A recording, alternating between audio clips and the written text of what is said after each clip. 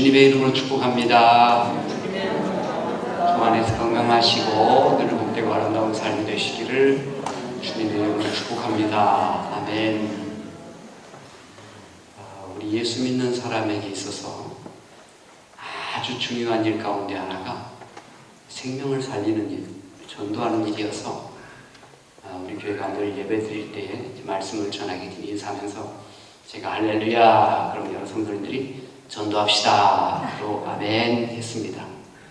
이제 좀 오래되신 분들은 이미 다 그렇게 습관이 잡혀 계시는데 늦게 오신 분들은 잘 아마 습관이 안 되셨을 것 같아서 한번 다시 한번 해보겠습니다. 할렐루야 아멘.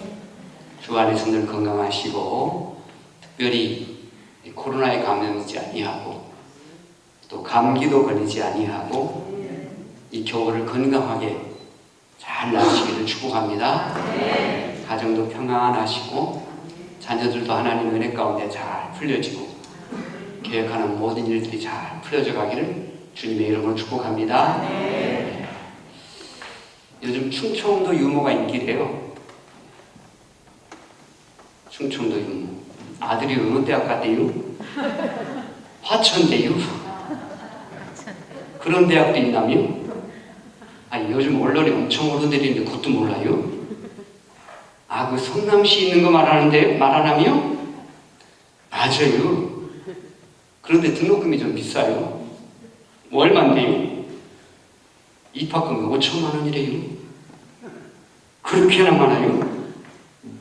그래도 나올 때는 500억도 받고 1000억도 받고 그런데요.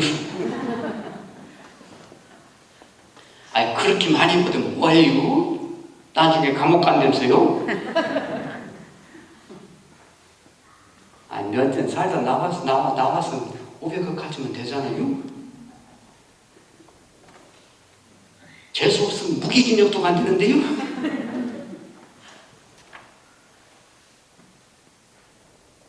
당신 자식이나 많이 보내시고 난 그런 데가 안 보낼래요.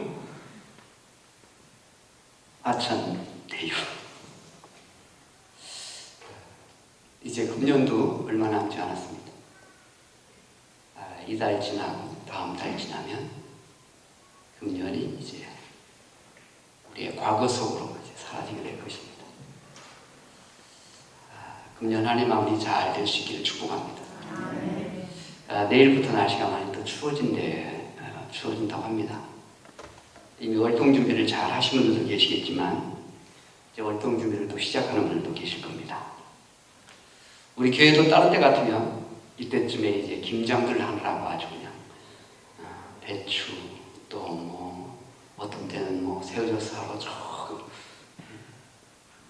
광천까지 가고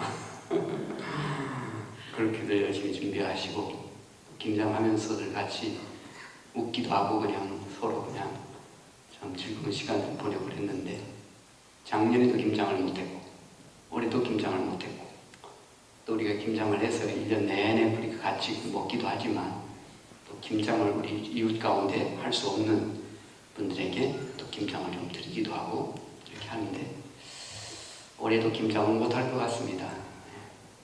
해봐야 먹을 일이 별로 없어가지고 언제 풀릴지 모르니까 아직도 교회에서 식사는 지금 금하고 있기 때문에 올해도 김장도 못하고 이렇게 지금 보내고 있는데 그래도 우리 다른 뭐 날로나 여러 가지 이제 좀 점검을 하면서 다다음 주쯤에 우리 셋째 주에 추수감사절 지내고 나서 오후에 한번 교회 전체 한번 점검을 좀 했으면 좋겠습니다. 오늘 우리가 읽은 성경은 사도 바울이 그의 사랑하는 제자요 믿음의 아들이요 동역자였던 디모데에게 하는 말입니다. 너는 겨울 전에 어서 오라. 21절에 너는 겨울 전에 어서 오라. 바울이 믿음의 아들 제자 동역자인 디모데에게 겨울 전에 빨리 오라고 합니다. 사도 바울은 지금 복음 전하다가 감옥에 갇혀서 사형을 언도받고 그 사형이 언제쯤 집행되는가를 기다리고 있는 절박한 상황입니다.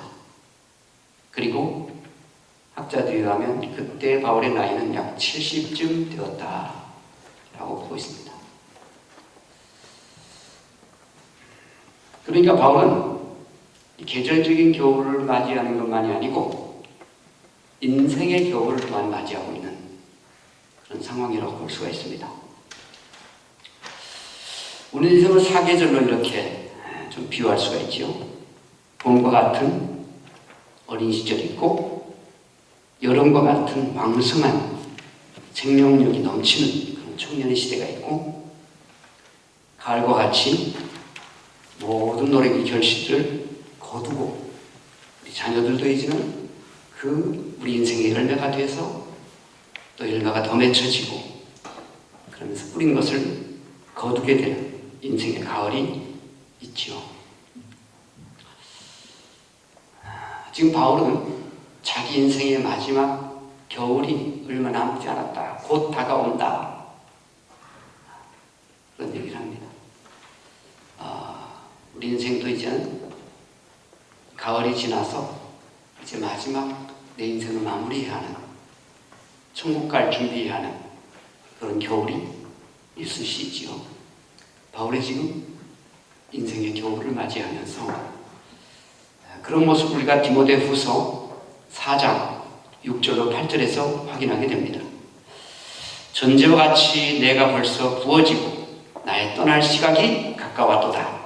나는 선한 싸움을 싸우고 나의 달려갈 길을 마치고 믿음을 지켰으니 이제 후로는 나를 위하여 의의 멸례관이 예비되었으므로 주 곧 의로우신 재판장이 그날에 내게 주실 것이며 내게만 아니라 주의 나타나심을 사모하는 모든 자에게도니라. 그렇게 말하고 있습니다.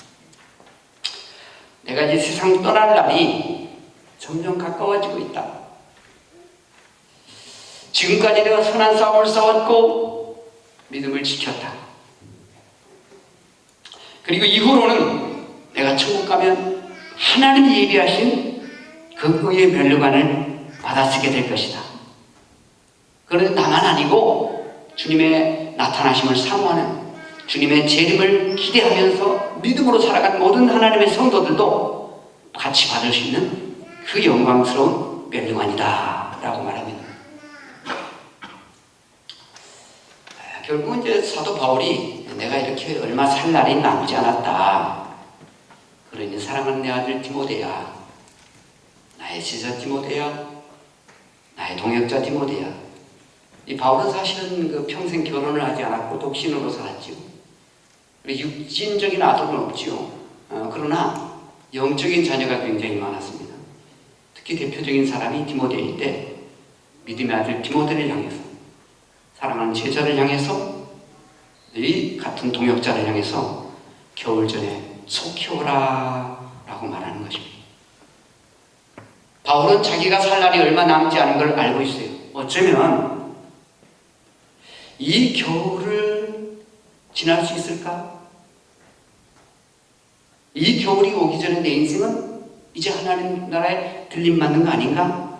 왜냐하면 이미 사형 언도를 받고 로마의 감옥에 갇혀 있는 상황에서 집행만 기다리고 있는 상황이기 때문에, 그래서 마지막 세상을 떠나기 전에, 죽기 전에 사랑하는 아들, 믿음의 아들 이 디모데를 만나고 싶은 거예요.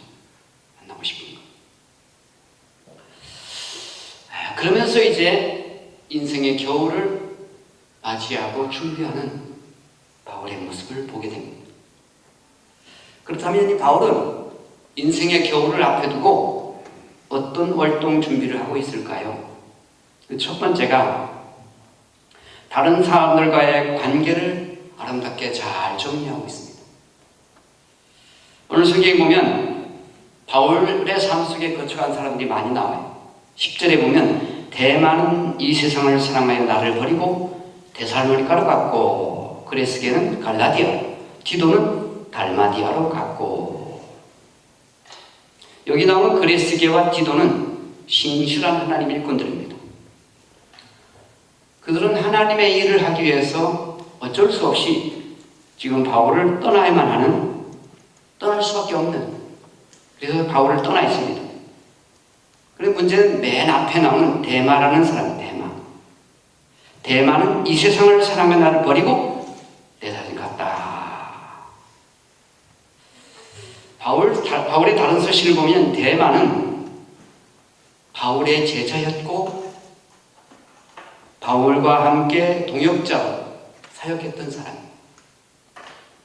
그리고 바울이 선교하는 그 선교 현장에 함께 동참하기도 했던 사람. 그런데 바울을 따라다니는 일이 보통 일이 아니거든요. 우리가 잘 알듯이 바울 선교가 그렇게 육신적으로는 평탄한 길이 아니었잖아요.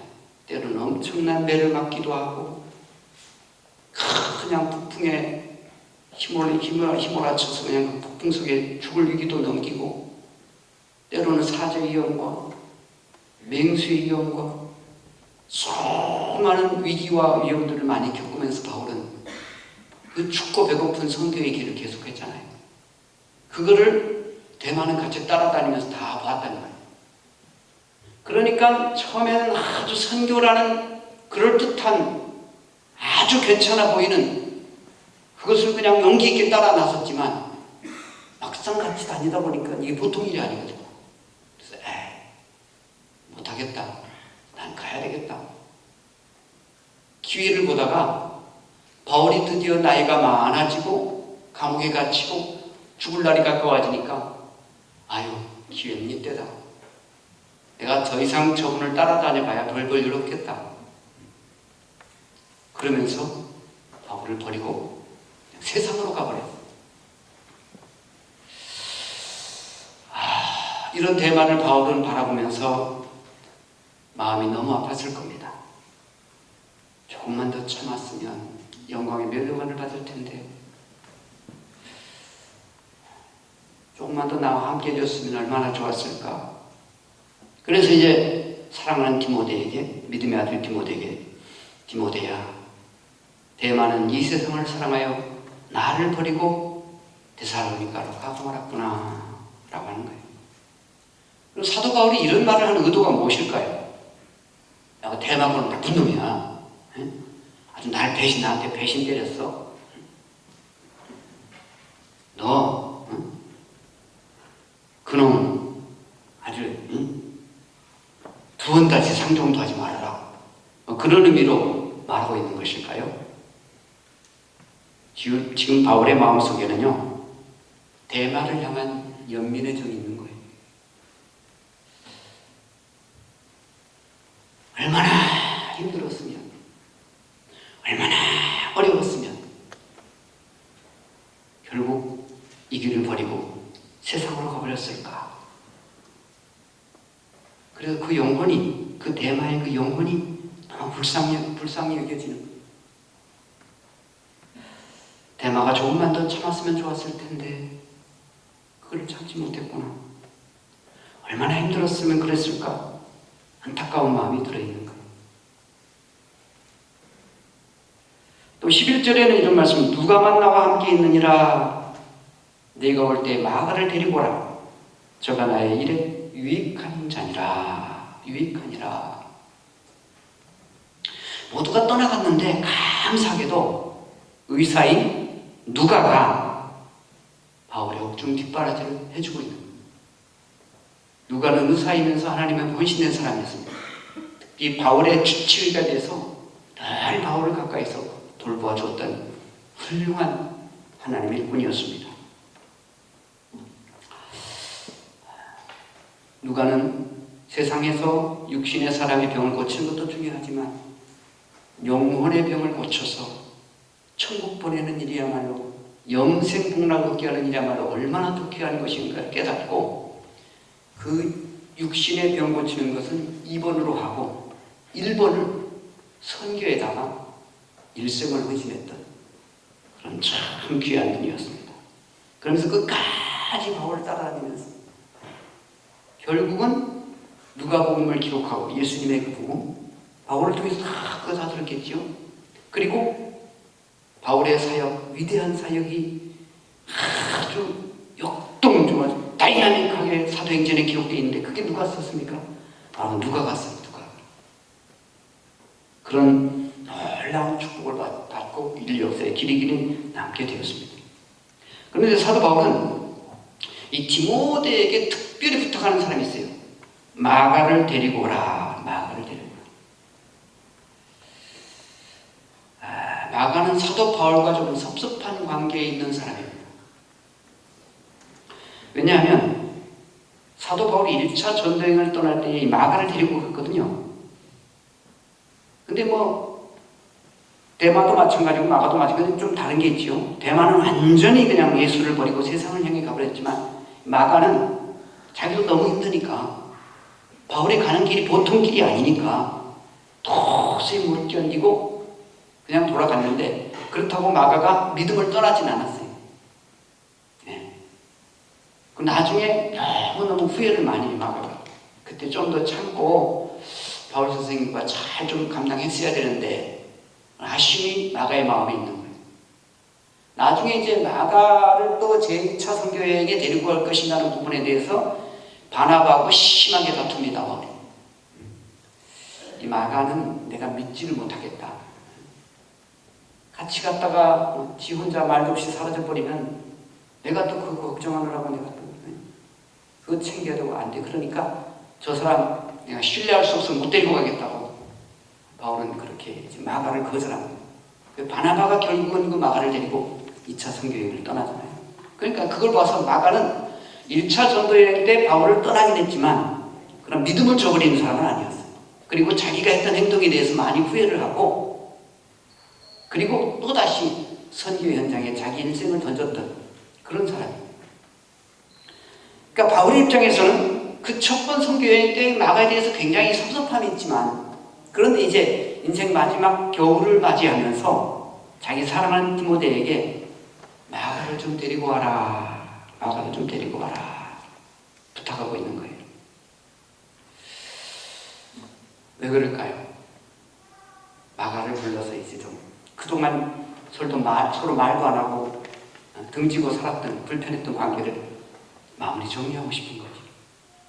마가야, 결과가 어찌 됐건 간에 내가 좀 너무 원칙주의자고 내가 너무 그냥 고지것대로 하는 사람이어서 그렇게 하다 보니까 너의 마음에 좀 상처를 준 것 같다. 미안하다. 용서해라. 사실 바울의 입장에서 잘못한 건 아니잖아요. 오히려 마가가 바울에게 내가 잘못했습니다 라고 해야 할 텐데 바울이 먼저 마가의 손을 내밀고 있는 거예요. 그러면서 또 14절에서는 알렉산더라는 사람 나옵니다. 알렉산더. 이 사람은 바울을 적극적으로 대적했던 사람이에요. 이 사람 때문에 바울이 너무 힘들었어요. 너무너무 어려웠어요. 그래서 바울은 이 알렉산더에 대해서 주께서 그 행한대로 저에게 갚으시리라 라고. 무슨 얘기인가요? 나를 너무 힘들게 했던 그 사람에 대해서 내가 직접 복수하겠다 하지 않고 그냥 심은 대로 거두게 하시는 하나님이니까 그냥 하나님께 맡기겠다 라는 모습을 볼 수 있습니다. 주께서 행한 대로 그에게 갚으실 것이다. 내 손으로 미워하고 원망하고 내 손으로 원수 갚고 그러지 않겠다. 그런 모습을 볼 수 있습니다. 그리고 15절에 보니까 디모데에게 주님의 몸된 교회를 위해 그를 주의하라.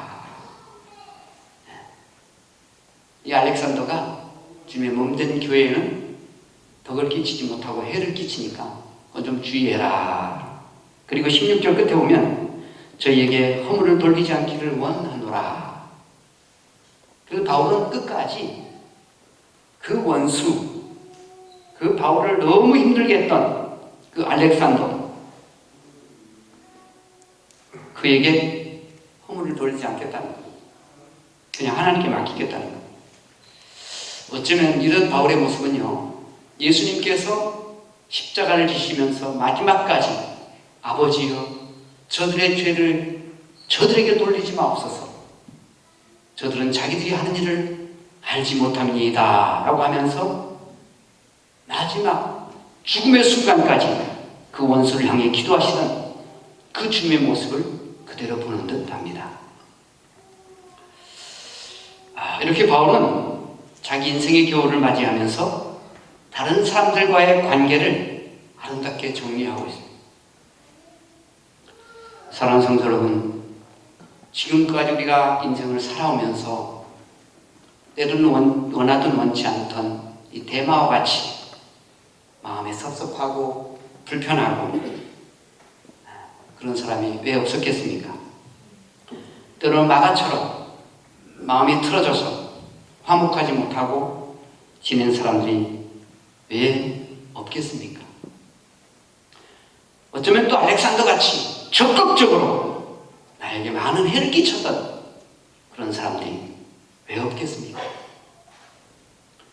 그런데 이 겨울을 맞이하면서 또 바울처럼 너그러운 마음, 넉넉한 마음으로 하나님의 큰 사랑으로 모든 관계를 아름답게 잘 정리될 수 있었으면 참 좋겠습니다. 서로 용서할 거 용서하고 사과할 거 사과하고 서로 배려하고 서로 받아주면서 다시 한번 이 겨울이 오기 전에 인간관계가 아름답게 되기를 축복합니다. 두 번째 바울은 하나님의 말씀으로 이 겨울을 준비하고 있습니다.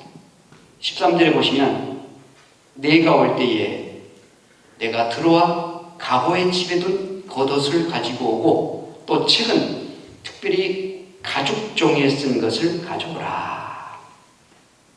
바울이 이제 디모데에게 내게로 속히 와라. 겨울이 오기 전에 속히 와라. 뭐라고 하면서 올 때 두 가지를 부탁하는 두 가지를 좀 가져와라.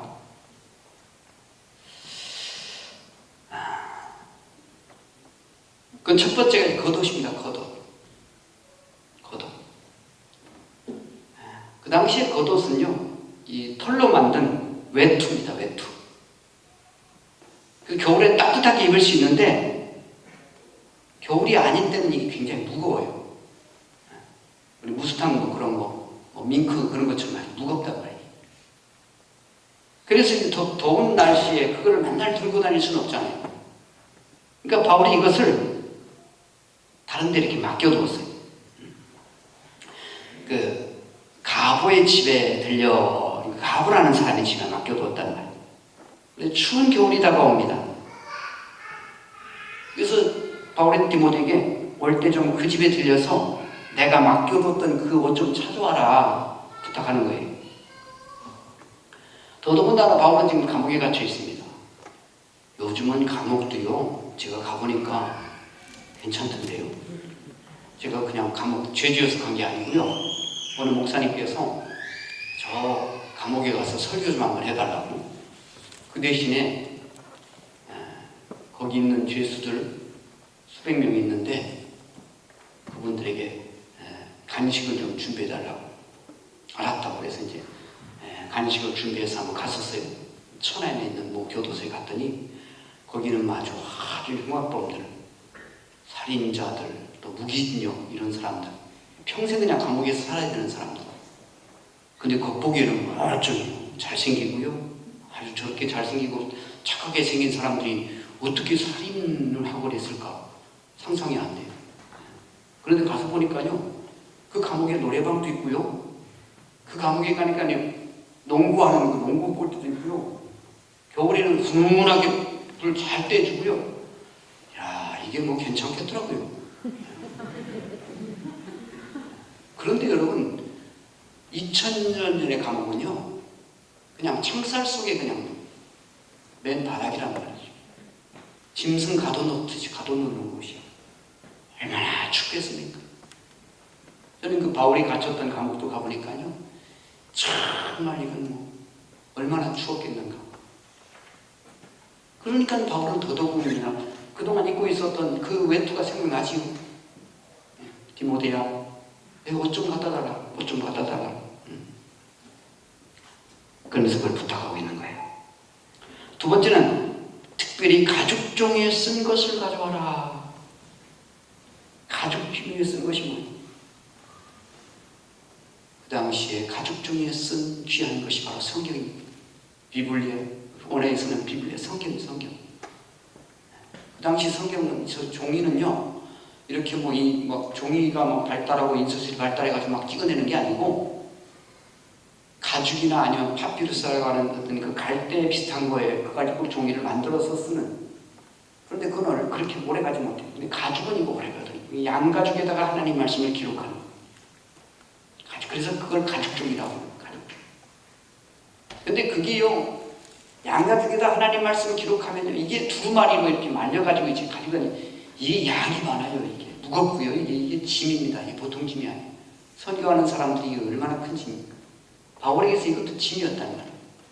그러니까 이것도 가오에 지금 맡겨놨단 말이에요. 이거 좀 찾아와라. 올 때 이거 좀 가져와라. 부탁을 하는 거예요. 그러니까 여러분, 이 바울에게 있어서는요, 이제 인생 마지막 겨울을 맞이하면서 그에게 정말 필요한 것은 외투와 하나님의 말씀이었다. 하나님의 말씀. 왜요? 하나님의 말씀은, 성경은 하나님의 말씀이기 때문입니다. 성경은 하나님의 진리이기 때문입니다. 성경은 하나님의 큰 사랑이 있고요, 하나님의 긍휼이 있고 하나님의 은혜가 있고, 성경은 나를 천국으로 인도하는 영광스러운 그 책이 성경입니다. 그래서 요한에서라는 사람이 그랬어요. 성경은 책 중의 책이다. 책 중의 책이다. 바울은 이 성경을 보고 싶어 하는 거예요. 사랑하는 성도 여러분, 우리들 가운데 어쩌면 이제 인생의 겨울을 바라보고 있는 분들도 계시겠고, 아니면 아직은 먼 봄이나 여름이나 아니면 가을 정도 계신 분들이 계시겠지만, 그러나 그 계절, 인생 계절에 상관없이 하나님의 말씀을 늘 가까이 할 수 있기를 바랍니다. 왜? 그 말씀이 내게 생명을 주시고, 그 말씀이 내게 진리로 진리시고, 그 말씀이 내 앞길을 복되게 만들어 가시고, 복 있는 사람은 여호와의 말씀을 즐거워하여 그 말씀을 취하로 묵상하는 자보다. 저는 시냇가의 나무지 힘겨진 나무같이 과실을 맺고 그 잎사귀가 마르지 않은 같은 그 행사가 다 형통하리로다. 시편 1편의 말씀입니다. 하나님의 말씀을 늘 가까이 하면서 인생이 정말 복되고 아름답게 풀려져 가기를 주님의 이름으로 축복합니다. 세 번째, 이 사도 바울은요, 인생 겨울을 맞이하면서 하나님께 감사하고 있습니다. 하나님께 감사합니다. 하나님, 지금까지 늘 내 곁에 함께 해주심을 감사합니다.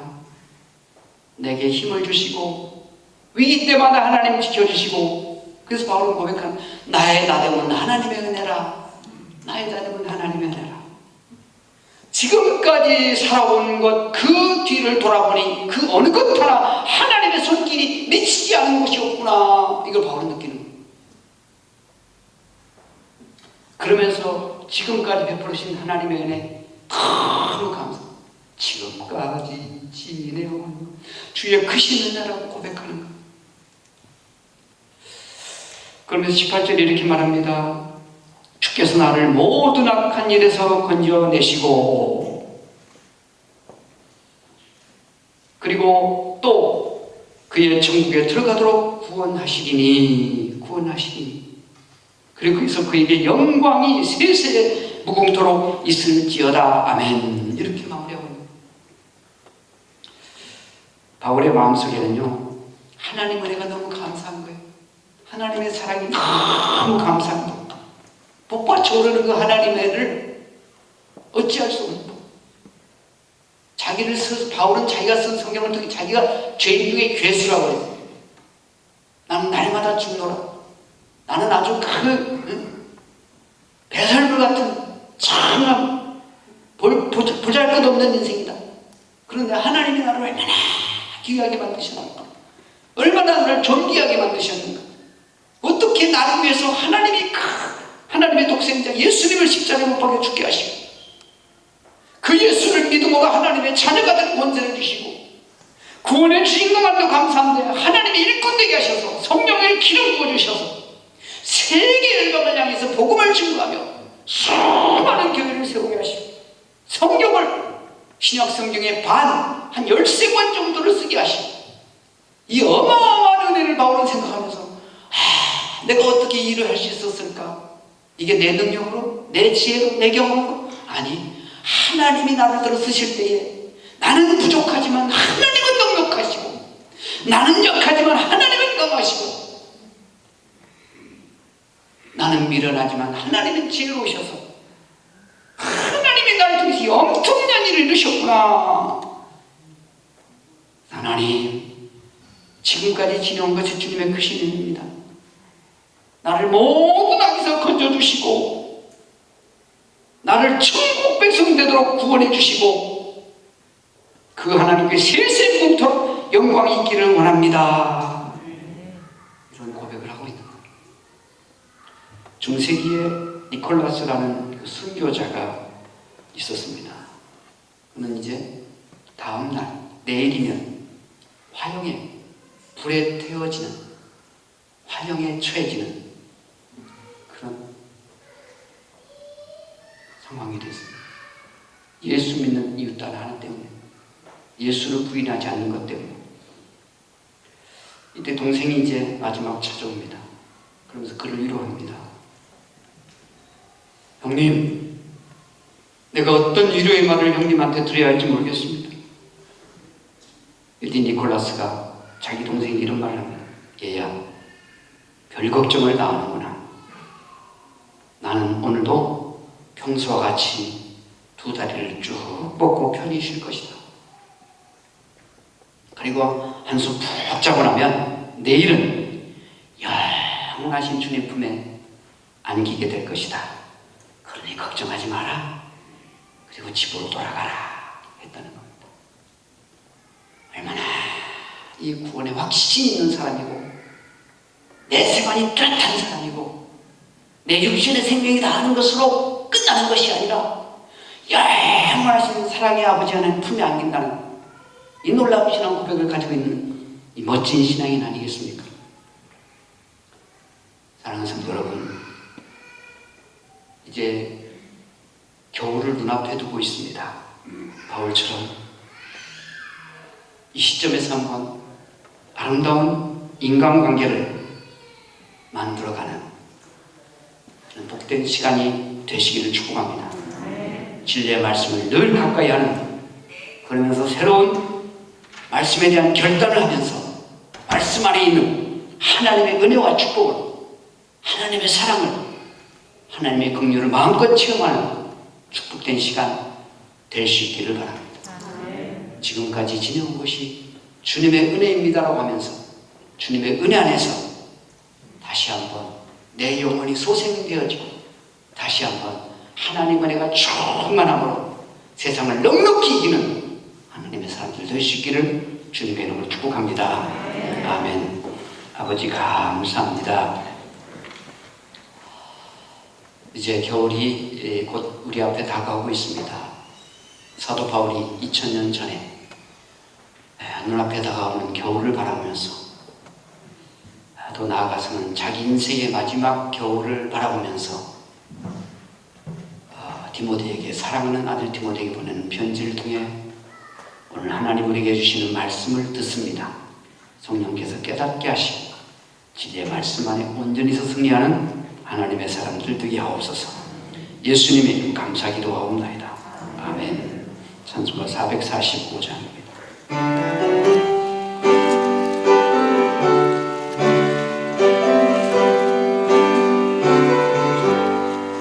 대산을 넘어 한국에 가도 밑가운데로 걸어가도 주께서 항상 지키시기로 약속한 말씀 변치 않네. 하늘의 영광 나의 맘속에 차고도 넘쳐 할렐루야를 힘차게 불러 영원히 주를 찬양하리. 캄캄한 밤에 달을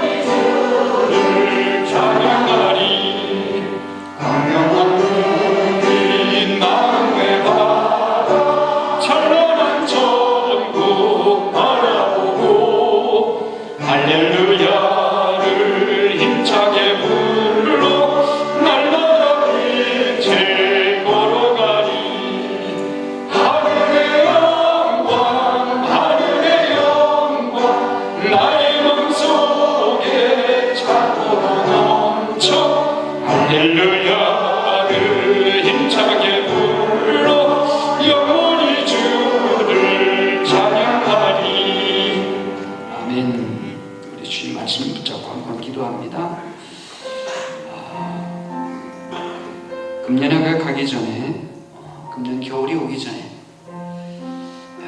틀어진 인간관계가 있습니까? 아픈 상처와 불편함이 있습니까? 하나님 은혜 가운데 그 상처가 치유되기를 원합니다. 하나님 은혜 가운데 화평케 하는 자 되기를 원합니다. 화평케 하는 자가 복이 나니 저희가 하나님의 아들이라 일컬음 받을 것이라고 하셨습니다. 또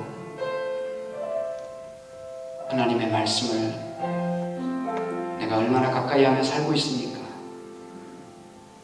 너무너무 가까운 이곳에 하나님의 말씀이 있음에도 불구하고 어쩌면 썬데이 크리스찬이 돼서 주일날 한번 예배드리는 것으로 하나님 말씀과는 그 보배와는 상관이 없이 그 보배를 열어보지도 못하고 내 것으로 취하지도 못하고 살지는 않는지요. 때로는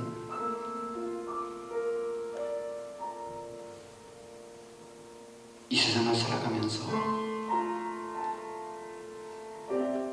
내게 시시각각으로 다가오는 많은 문제들이 있었음에도 불구하고 나를 지키시고 보호하시고 은혜 베풀어 주시는 그 하나님의 살아 역사심에 대해서 얼마나 많은 간증들이 있습니까? 그런 엄청난 은혜를 받고 누리고 살면서도 아무것도 받지도 못하고 누리지도 못한 것처럼 살고 있지는 않는지요.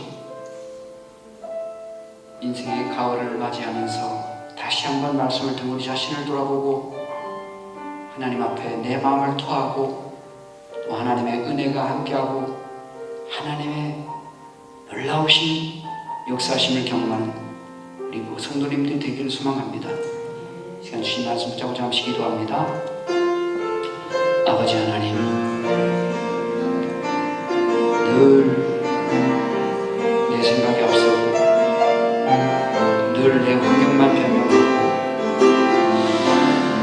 늘 이렇게 하나님의 은혜를 잊어버리고 살 때가 얼마나 많은지 주님, 때로는 다른 사람에게 상처를 주기도 하고 아픔을 주기도 하고 또 괴로움을 받기도 하고 상처를 받기도 하고 살아왔던 인생을 고백합니다. 아버지 하나님, 주님의 말씀을 가까이 있음에도 불구하고 그 말씀 안에 있는 놀라운 하나님의 축복을 내 것으로 삼지 못하고 그 단순히 주일날 한번 교회 나오는 것으로 신앙생활 다 한 것처럼 그렇게 만족하며 살고 있지는 않는지요.